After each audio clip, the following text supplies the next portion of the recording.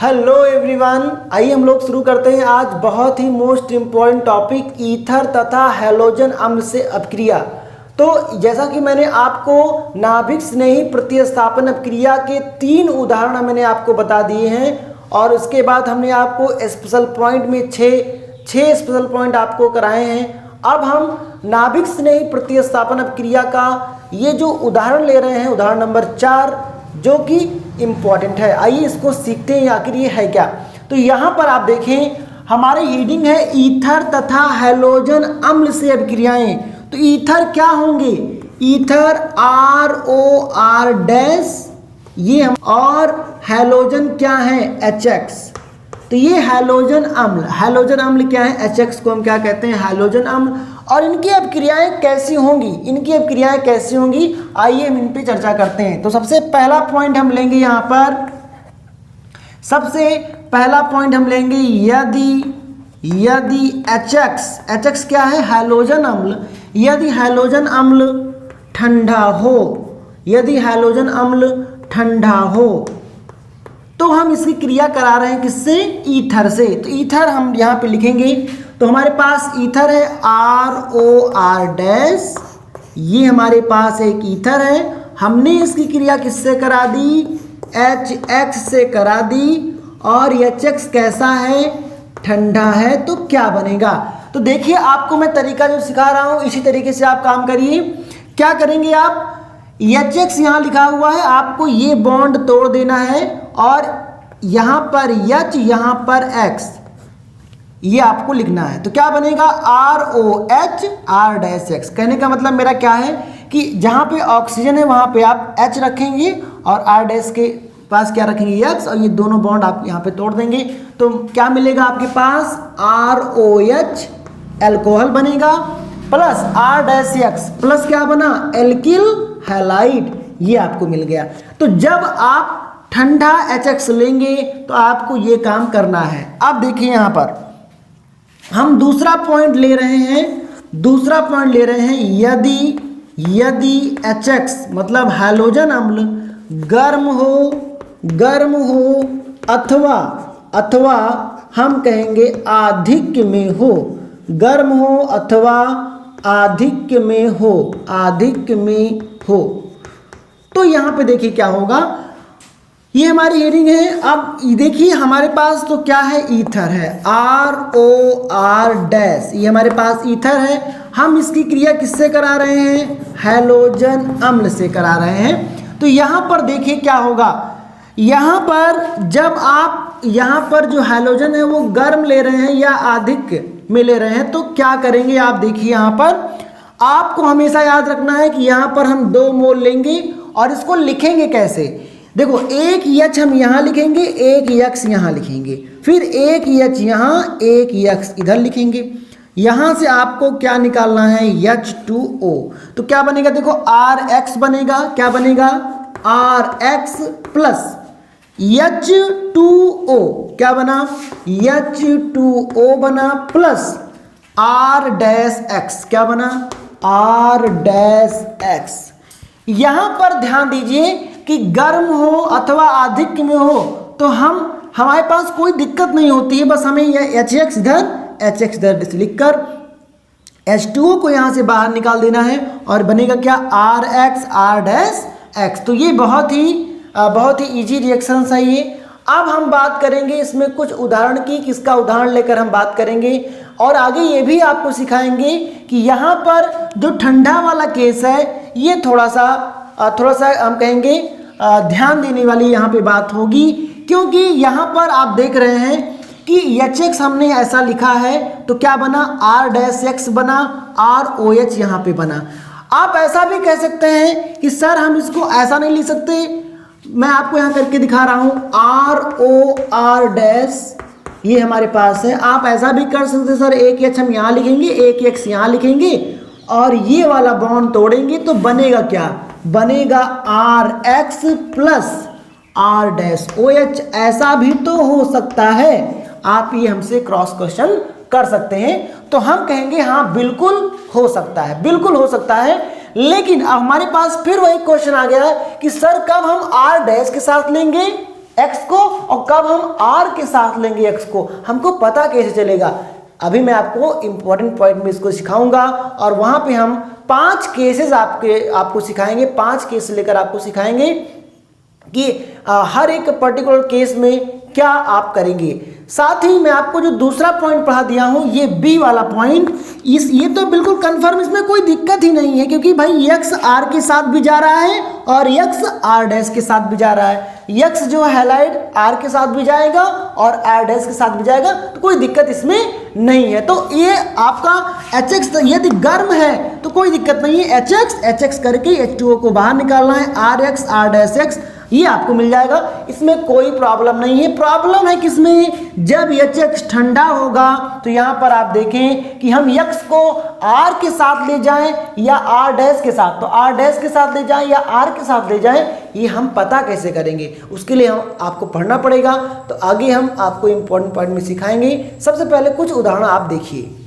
अभी हमने जो सीखा है, आइए हम उसको एक उदाहरण से समझते हैं। तो यहाँ पर आपके पास एक ईथर है, यहाँ पे देखिए मैंने एक ईथर लिया है और ये सममित ईथर है। सममित ईथर क्या होता है, आप देखिए ऑक्सीजन के इस साइड में जो लिखा है वही इस साइड में है, और असम्मित ईथर क्या होता है कि यहाँ पर अलग और यहाँ पर अलग। देखिए यहाँ पे देखिए आप, यहाँ पर मेथिल है, यहाँ पर एथिल है, लेकिन यहाँ पर दोनों क्या है, दोनों आपके एथिल है। तो ये सम्मित ईथर और असम्मित ईथर की पहचान आपको होनी चाहिए। देखिए मैं आपको क्या सिखा रहा हूँ, आप ऐसे इसको समझ सकते हैं, ये R है, ये भी R है, ये R है, तो ये R डैश है, मतलब R तो नहीं है, R के अलावा कुछ भी हो सकता है।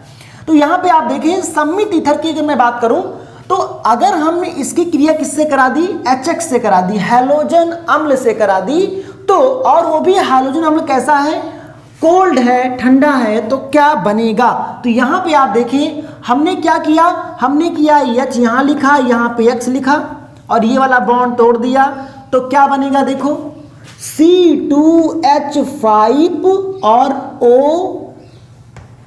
O से कौन जुड़ेगा, H जुड़ेगा, और प्लस C2H5X, C2H5 और X ये बनेगा। अच्छा हमें ये बताइए, ये तो हमने बना दिया, एक बच्चे ने ऐसे लिखा, उसका ये बना। मान लो कोई दूसरा बच्चा है, वो ऐसा करता है, H को यहाँ लिखता है, X को यहाँ लिखता है, ये वाला बॉन्ड तोड़ता है, तो क्या बनेगा, C2H5OH देखिए, और प्लस C2H5X, है कि नहीं। सम्मित ईथर के केस में आप चाहे इधर लिखें X को, चाहे इसको दे, चाहे इसको दे, प्रोडक्ट वही बनेगा, इसमें कोई दिक्कत नहीं है। तो याद रखना, अगर सम्मित ईथर है, हमारा सम्मित ईथर है, और अगर हम HX हैलोजन अम्ल ठंडा ले रहे हैं तो कोई दिक्कत नहीं है, आप किसी को भी X दे सकते हो। अब आइए बात करते हैं सम्मित ईथर को, अगर हम यहाँ पे HX ले रहे हैं, वो भी कैसा, गर्म या अधिक में, तो क्या होगा। तो HX जब आप गर्म ले रहे हैं या अधिक में ले रहे हैं, तो आपको मालूम है ये 2 मोल लेंगे आप, तो एक H यहाँ, एक X यहाँ, एक H यहाँ, एक X यहाँ, और यहाँ से क्या निकल जाएगा, H2O बाहर निकल जाएगा, तो बनेगा क्या, C2H5X, और ये भी क्या है, C2H5X कितनी बार बन रहा है, 2 बार बन रहा है ना, तो हम आगे 2 से गुणा कर दे रहे हैं, प्लस क्या बनेगा, H2O। देखिए यही C2H5X, यही C2H5X 2 बार है, इसलिए हमने 2 बार ना लिखकर ऐसा लिख दिया, और प्लस H2O। तो गर्म में तो कोई दिक्कत ही नहीं है, गर्म में कोई दिक्कत नहीं है। यहाँ पे हमने जब ठंडा वाला केस लिया था, अगर सम्मित ईथर है तब भी कोई दिक्कत नहीं है, प्रोडक्ट वही बनेगा। आइए हम और एग्जाम्पल देखते हैं। असम्मित ईथर में देखिए, असम्मित ईथर में यहाँ पे देखिए, अगर हम गर्म HX ले रहे हैं तो हम तरीका जानते हैं, एक H यहाँ, एक X यहाँ, एक H यहाँ, एक X यहाँ, और यहाँ से आप H2O निकाल दीजिए, क्या बनेगा, CH3X प्लस H2O बनेगा, और प्लस यहाँ से C2H5X बनेगा, C2H5X बनेगा। X मैं बार बार ले रहा हूँ, X आप समझ रहे हैं, फ्लोरीन, क्लोरीन, ब्रोमीन, आयोडीन हम कुछ भी ले सकते हैं। HX के स्थान पे HCl, HBr ऐसा आप ले सकते हैं ना, तो हम ऐसा क्रिया यहाँ पे कराएंगे। तो अगर असम्मित ईथर है और हैलोजन अम्ल गर्म या अधिक में है, तब भी हमारे पास कोई प्रॉब्लम नहीं है, हम यहाँ जानते हैं। प्रॉब्लम बच्चों जो होगी वो यहाँ पे आपको होगी, और इसके लिए हमें पढ़ना पड़ेगा इसके लिए हमें पढ़ना पड़ेगा। देखिए प्रॉब्लम क्या हो रही है, असम्मित ईथर अगर हमारे पास है, असम्मित ईथर, और HX तुम ले रहे हो ठंडा, तो एक बच्चा क्या करेगा, H यहाँ लिखेगा, X यहाँ लिखेगा, ये वाला बॉन्ड तोड़ेगा, क्या बनाएगा, CH3OH, CH3OH प्लस C2H5X ये बनाएगा। दूसरा कोई बच्चा होगा वो एक काम ऐसा करेगा, देखो वो ऐसा काम करेगा, एक H यहाँ लिखेगा, एक H यहाँ लिखेगा और ये X यहाँ लिखेगा, ये वाला बॉन्ड वो तोड़ देगा। तो वो उसके अकॉर्डिंग क्या बनेगा भाई, CH3X बनेगा, CH3X बनेगा प्लस C2H5OH बनेगा। तो यहाँ लिख दे रहे हैं C2H5OH। अब ये देखो भाई यहाँ पर बना एथिल हैलाइड, यहाँ पर बना मेथिल हैलाइड। क्या दोनों का सही होगा? दोनों का सही नहीं होगा, एक का सही होगा, एक का गलत होगा। अब हमें यही सीखना है किसका सही होगा और किसका गलत होगा, और ऐसा क्यों होगा ये भी आपको मालूम होना चाहिए। तो यहाँ पे आप देखें, हम आपको कह रहे हैं कि ये होगा सही और ये होगा गलत। ये जिसने बनाया होगा वो सही बनेगा, वो उसने सही बनाया है, लेकिन ऐसा जिसने किया है वो गलत किया है। अब हम यही सीखेंगे कि ऐसा क्यों हो रहा है, किसका सही इसका गलत हो रहा है। इसके लिए हमें 5 केसेस पढ़ने पड़ेंगे। आइए हम उसको सीखते हैं। आइए नोट पॉइंट आप देखिए यहाँ पर। तो नोट पॉइंट में हमने सबसे पहले ये लिखवा दिया है, जो कि मैंने आपको पहले भी बता दिया था कि ये जो ईथर की हैलोजन अम्ल के साथ क्रिया है, ये किसका उदाहरण है, नाभिक स्नेही प्रतिस्थापन क्रिया का उदाहरण है। दूसरा जो हमने पॉइंट लिखा हुआ है वो उसी संबंध में लिखा है। यहाँ पे आप देखें, जो असम्मित ईथर है, अगर इसकी क्रिया हम ठंडे हैलोजन अम्ल से कराते हैं तो यहाँ पर देखिए आप, जो उत्पाद जो प्राप्त होगा हमारा, उसकी हम व्याख्या किसकी मदद से कर सकते हैं, क्रिया विधि की मदद से कर सकते हैं। जैसा कि आपने देखा था, हमने कहा था कि यहाँ पर ये कंडीशन सही होगा, ये नहीं होगा, ये नहीं बनेगा, ये बनेगा। तो हम कैसे हम इसको कह सकते हैं, तो किसकी मदद से, हम क्रिया विधि की मदद से ये कह सकते हैं कि कौन सही है कौन गलत है। ऐसे ही हम नहीं कह सकते। तो यहाँ पे आप देखें, हमने सबसे पहला केस यहाँ पे लिखा है। मैं आपको बताते चलूँ कि यहाँ पे हम 5 केसेस पढ़ने वाले हैं, और अगर ये 5 केसेस आप पढ़ लेते हैं तो कोई भी ऐसा सवाल नहीं है जो आपसे नहीं होगा।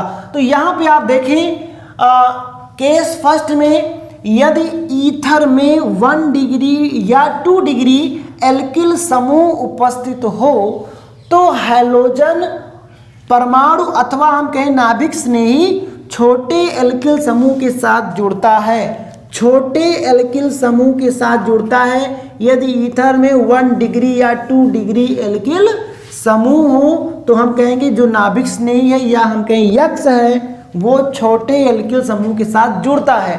अब ऐसा क्यों होता है, आपको केस ये याद रखना है, और ऐसा क्यों होता है आइए हम देखते हैं। हमारे पास एक एग्जाम्पल है, हमने यहाँ पे लिया ROCH3।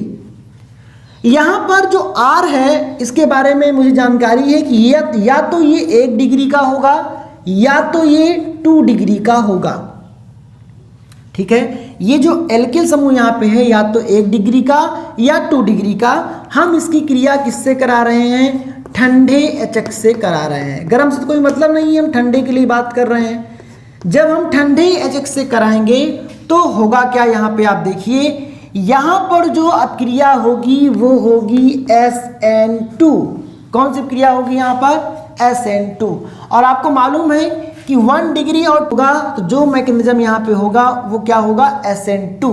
करेक्ट। अब आगे देखिए, यहाँ पे हमारे पास यहाँ पर ईथर है और ईथर के पास क्या है बोलो, लोन पेयर यहाँ भी ऑक्सीजन के पास है। तो देखो होगा क्या, R यहाँ पे क्या है, लोन पेयर, और हम इसकी क्रिया किससे करा रहे हैं, HX से करा रहे हैं। तो ये हमारा HX है, और यहाँ से मुझे क्या मिलेगा, H+। H+ क्या करेगा, H+ इस ऑक्सीजन पर अटैक करेगा क्योंकि इसके पास इलेक्ट्रॉन की कमी है, और यहाँ पे लोन पेयर देखेगा, इलेक्ट्रॉन को देखेगा, तो ये यहाँ पे अटैक करेगा। तो बनेगा क्या, RO, और ऑक्सीजन से कौन जुड़ेगा, H, तो जैसे को हम नीचे लिखेंगे, ये H जुड़ गया और CH3। जब ये जुड़ेगा तो चूंकि इसका इलेक्ट्रॉन ये ले चुका है, इसलिए ऑक्सीजन पे क्या चार्ज आएगा, प्लस चार्ज आएगा। ठीक है, अब यहाँ तक जब बात हो जाएगी तो यहाँ पे देखिए होगा क्या, हमारे पास अब किसकी बारी होगी, अब बारी होगी X माइनस के अटैक की। अब किसकी बारी होगी, X माइनस के अटैक की। तो यहाँ ध्यान दीजिए, या तो ये वाला बॉन्ड टूटेगा या ये वाला बॉन्ड टूटेगा, या तो ये वाला बॉन्ड टूटेगा या ये वाला बॉन्ड टूटेगा। तो यहाँ पे आप देखिए, अगर हम कहेंगे ये वाला बॉन्ड टूटेगा तो देखो क्यों, क्योंकि ऑक्सीजन के पास क्या है, इलेक्ट्रॉन की कमी, और इसलिए या तो यहाँ से इलेक्ट्रॉन लेगा या यहाँ से लेगा। जब यहाँ से इलेक्ट्रॉन लेगा तो इसके पास प्लस चार्ज आएगा, और जब यहाँ से लेगा तो इसके पास प्लस आएगा। अब हम बात करेंगे किसके पास से इलेक्ट्रॉन ये लेगा। तो हमने यहाँ पर कौन सी, हमने यहाँ पे बताई आपको बात कि यहाँ पे 1 डिग्री है या 2 डिग्री। अगर यहाँ पे क्या है, हमारे पास एल्किल समूह है, तो हम कहेंगे कि जो छोटा वाला ग्रुप होगा, ये छोटा वाला ग्रुप इससे क्या जुड़ेगा, नाभिक स्नेही जुड़ेगा। ऐसा आखिर क्यों, तो मैंने आपको पढ़ाया था कि जो क्रियाशीलता होगी, क्रियाशीलता जो होगी, ध्यान देना यहाँ पे, क्रियाशीलता होगी किसके लिए, SN2 के लिए, वो समानुपाती होगी 1/, त्रिविम बाधा के। ये मैंने आपको लिखवा दिया है पहले भी, जब मैंने आपको SN2 पढ़ाया था, वहाँ पे आप ये पॉइंट देख सकते हैं। तो मैंने यहाँ लिखा था SN2 की जो क्रियाशीलता होगी वो किस पर निर्भर करती है, 1/, त्रिविम बाधा। इसका मतलब ये हुआ, त्रिविम बाधा जितनी कम होगी, हम कहेंगे जो SN2 है उसकी क्रियाशीलता उतनी ही ज़्यादा होगी, या हम कहें जो समूह है उसकी क्रियाशीलता ज़्यादा होगी। तो यहाँ पर आप देखें जो CH3 है, छोटा समूह है, तो इसकी त्रिविम बाधा कम होगी और इसकी त्रिविम बाधा कम होगी, तो इसकी क्रियाशीलता इसकी तुलना में ज़्यादा होगी। इसकी क्रियाशीलता ज़्यादा होने के नाते इलेक्ट्रॉन को ये त्याग कर देगा इसकी तुलना में सबसे जल्दी। तो हम कहेंगे जो X माइनस होगा वो इसके साथ जुड़ेगा। तो यहाँ पे आप देखें ये वाला बॉन्ड टूट जाएगा और बनेगा क्या, ROH, एक तो ये बनेगा और CH3X बनेगा। तो जो नाभिक नहीं है वो इस पर अटैक करेगा और बनेगा CH3X और प्लस C2, यहाँ पे ROH लिख दे रहे हैं, यहाँ पे ROH। SN2 में मैंने आपको पढ़ाया था कि SN2 की क्रियाशीलता समानुपाती 1/, त्रिविम बाधा। त्रिविम बाधा जिसमें जितनी कम होगी, हम कहेंगे SN2 की क्रियाशीलता उसमें उतनी ही ज़्यादा होगी। तो ये त्रिविम बाधा का मतलब यह हुआ कि इसके पास ये बहुत छोटा समूह है ना, तो भीड़ यहाँ पे कम है। जो छोटा एल्किल समूह होगा हम उसके साथ क्या जोड़ेंगे, नाभिक स्नेही जोड़ेंगे। तो मैंने एक आपको पहला केस पढ़ा दिया कि यदि हमने कहा कि ईथर में 1 डिग्री या 2 डिग्री एल्किल समूह होगा, तो हम बात करेंगे जो हैलोजन जुड़ेगा वो हम कहेंगे छोटे एल्किल समूह के साथ जुड़ेगा। अब हम बात करेंगे केस सेकंड की।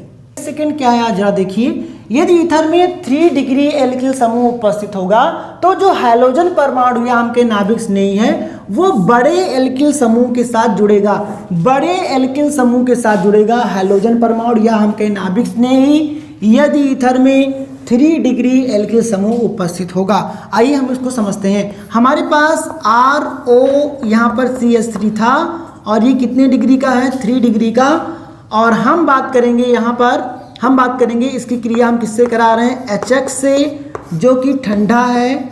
तो अगर 3 डिग्री है और हम कहेंगे तो यहाँ पर जो इसकी क्रिया से जो इसकी क्रिया विधि होगी वो क्या होगी, SN1 होगी। और हम ये भी जानते हैं कि SN1 की जो क्रियाशीलता होती है वो किस पर निर्भर करती है, तो SN1 की क्रियाशीलता समानुपाती कार्बधनायन का अस्थायित्व पढ़ाया गया है आपको, कार्बधनायन का अस्थायित्व। तो यहाँ पे आप देखिए SN1 की जो क्रियाशीलता होगी वो किस पर निर्भर करेगी, कार्बधनायन के अस्थायित्व पर। तो यहाँ पे आप देखिए क्या होगा, सबसे पहले मैं बात करूंगा, हमारे पास क्या है, ROCH3, ये हमारे पास एक ईथर है, हम इसकी क्रिया HX से करा रहे हैं। तो HX से हमारे पास मिलेगा क्या, धनायन H+ मिलेगा। इसके पास लोन पेयर है ऑक्सीजन के पास, और इस लोन पेयर को देकर ये H+ यहाँ पे अटैक करेगा, तो बनेगा क्या, RO, और O से क्या जुड़ जाएगा, H, और यहाँ बनेगा CH3, और O पर क्या चार्ज आएगा, प्लस। अब अब हम जब नाभिक स्नेह का अटैक करेंगे यहाँ पर, जैसा कि मैंने आपको बताया नाभिक स्नेह का अब हम अटैक करेंगे तो यहाँ पर हमारे पास दो संभावना है, या तो हम ये वाला बॉन्ड को तोड़ें, जब ये वाला बॉन्ड तोड़ेंगे तो ये ROH बनेगा, तो कार्ब धनायन कौन सा बनेगा CH3, तो ये बनेगा कार्ब धनायन CH3। लेकिन जब मैं बात करूंगा कि ये वाला बॉन्ड टूटेगा तो यहाँ पर क्या बनेगा, यहाँ पर बनेगा R+, और ये R+ कितने डिग्री का है, 3 डिग्री का। तो हम कहेंगे ये ज़्यादा अस्थाई है, हम कहेंगे ये ज़्यादा क्या है, अस्थाई है। ये ज़्यादा अस्थाई है, इस वजह से जो नाभिक नहीं होगा वो हम कहेंगे X- वो इससे जुड़ेगा और क्या बना लेगा, RX, और साथ ही जो CH3OH है वो बन जाएगा। तो ये नहीं बनेगा, हम कहेंगे और ये यहाँ पर CH3OH बन जाएगा। ठीक है बात। आइए हम लोग ले रहे हैं केस थर्ड, और केस थर्ड में हम लोग सीख रहे हैं यदि ईथर में एल्किल समूह हो और इसके साथ में बेंजिल समूह उपस्थित हो तो जो हैलोजन परमाणु होता है वो बेंजिल समूह के साथ जुड़ता है।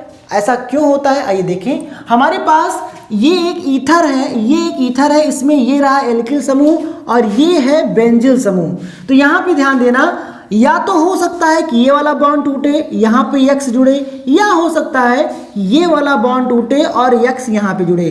तो अगर ये वाला बॉन्ड टूटेगा तो यहाँ पर प्लस चार्ज आएगा, अगर ये वाला बॉन्ड टूटेगा तो यहाँ पर प्लस चार्ज आएगा। अब देखिए ध्यान से होगा क्या, हमने दोनों एक बार ये वाला बॉन्ड तोड़ के यहाँ केस बना लिया, एक बार ये वाला बॉन्ड तोड़कर यहाँ केस बना लिया। अब कार्ब धनायन तो बन गया, अब हम करेंगे अटैक, किसका अटैक करेंगे, नाभिक स्नेह का। तो नाभिक स्नेह का अटैक वहां पर होगा जो कार्ब धनायन सबसे ज्यादा अस्थायी होगा। तो यहां पर हम बात करें एल्किल समूह यहाँ पे है, ये हो सकता है 1 डिग्री का, 2 डिग्री का, 3 डिग्री का, कुछ भी हो सकता है, लेकिन यहाँ पर इसके साथ क्या जुड़ा हुआ है, बेंजिल कार्ब धनायन। और यहाँ पर इंपॉर्टेंट है कि यहाँ पर देखिए एकांतर क्रम में धनायन और पाई बॉन्ड है, तो यहाँ पर क्या हो रहा है, अनुनाद, और अनुनाद की वजह से इसका स्थायित्व तो सबसे ज्यादा होगा। इसलिए जो आपका नाभिक स्नेही है, नाभिक स्नेही कौन है, X- उसका अटैक यहाँ पर होगा तो बनेगा XCH2 और यहाँ पर आपका ये बन जाएगा। आई बात समझ में। तो आइए देखते हैं केस 4 और 5। केस 4 में क्या है जरा देखिए, यदि ईथर में फेनिल समूह हो तथा बेंजिल समूह उपस्थित हो, तो यहाँ पे आप देखें फेनिल समूह, ये होते हैं फेनिल समूह और ये है बेंजिल समूह। जैसा कि आपने थोड़ी देर पहले देखा था, यदि ईथर में ये दोनों समूह उपस्थित है तो जो हाइड्रोजन परमाणु होता है वो बेंजिल समूह के साथ जुड़ेगा। तो ध्यान देना, सिमिलर वही बात, या तो ये वाला बॉन्ड टूटेगा या तो ये वाला बॉन्ड टूटेगा। जब ये वाला बॉन्ड टूटेगा तो ये बनेगा, और जब ये वाला बॉन्ड टूटेगा तो ये बनेगा। हम दोनों कंडीशन यहाँ बना चुके हैं। यहाँ पर होता क्या है कि जब ये वाला बॉन्ड टूटता है तो इस पर जब प्लस आता है तो ये क्या होता है, अनुनाद के द्वारा अस्थाई, इसकी इससे ज़्यादा अस्थाई ये होता है। तो हम कहेंगे जो नाभिक नहीं होगा, इसी वजह से X- यहाँ पर अटैक करेगा और ये बन जाएगा। साथ में ये बनेगा प्लस, जब ये वाला बॉन्ड टूट चुका है तो यहाँ पर X जुड़ चुका है, यहाँ पर क्या जुड़ चुका है, H जुड़ चुका है। ठीक है, इतनी बात हो गई। अब यहाँ पे आप देखें, यदि ईथर में एल्किल तथा फेनिल समूह उपस्थित हो तो हाइड्रोजन परमाणु एल्किल समूह के साथ जुड़ता है। यहाँ पे आप देखें इन दोनों की तुलना में ये ज़्यादा अस्थाई है, हम कहेंगे अधिक अस्थाई है, ये अधिक अस्थाई होगा। तो यहाँ पर X- इससे जुड़ेगा तो क्या बनेगा, RX बन जाएगा। तो इस प्रकार हमने 5 केसेस में पढ़ लिया है कि हमारा जो हैलोजन परमाणु होगा वो किसके साथ जुड़ेगा। तो अगर आप इससे संबंधित सवाल बिल्कुल सही करना चाहते हैं तो ये पांचों के पांचों पॉइंट आप इसी प्रकार याद रखेंगे।